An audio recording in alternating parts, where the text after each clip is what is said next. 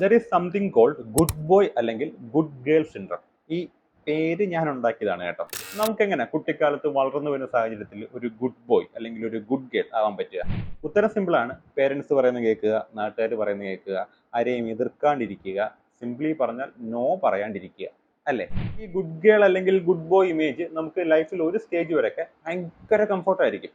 കാര്യം നമ്മൾ കാര്യമായിട്ട് ആരെയും എതിർക്കാൻ പോകുന്നില്ല, അതുകൊണ്ട് തന്നെ അവർക്കൊക്കെ നമ്മളോട് വലിയ സ്നേഹമായിരിക്കും. എന്നാൽ ലൈഫിൽ ഒരു സ്റ്റേജ് കഴിയുമ്പോൾ ഈ ഒരു ഹാബിറ്റ് തന്നെ നമ്മളെ തിരിഞ്ഞ് കുത്താൻ തുടങ്ങും. ഫോർ എക്സാമ്പിൾ, നമ്മുടെ ഓഫീസിൽ വരുന്ന എക്സ്ട്രാ പണി എന്തെങ്കിലും ഉണ്ടോ, അതും അതിൻ്റെ സ്ട്രെസ് ഓട്ടോമാറ്റിക്കലി നമ്മുടെ പെടലേക്കായിരിക്കും. ബിക്കോസ് നമുക്ക് നോ പറയാൻ അറിയത്തില്ലല്ലോ. അതുപോലെ ഫ്രണ്ട്സോ ഫാമിലിയോ എന്തെങ്കിലും കാര്യം പ്ലാൻ ചെയ്യുന്നു, അവിടെ നമ്മുടെ കൺവീനിയൻസ് എന്നൊരു സംഭവം ഒട്ടും വിഷയമായിരിക്കത്തില്ല. ബിക്കോസ് നമ്മൾ നോ പറയത്തില്ലല്ലോ.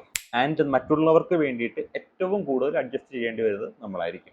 പിന്നെ ഇതിൻ്റെയൊക്കെ ഒരു വേഴ്സ്റ്റ് കേസ് ഉണ്ട്. അതായത് ഏതെങ്കിലും കടയിൽ പോയി കയറുമ്പോൾ നമുക്ക് ഇഷ്ടമാണെങ്കിലും അല്ലെങ്കിലും നമ്മൾ കയറിയത് കൊണ്ടും അവിടെ നോ പറയാൻ മടിയായതുകൊണ്ടും എന്തെങ്കിലും സാധനം വാങ്ങിച്ചിട്ടിറങ്ങുന്ന ടീമുകൾ.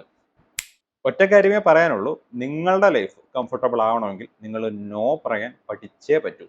ആൻഡ് നിങ്ങളുടെ നോ പറയാൻ മടിയുള്ള ചങ്കിന് ഈ വീഡിയോ ഷെയർ ചെയ്ത് കൊടുത്തേക്ക്.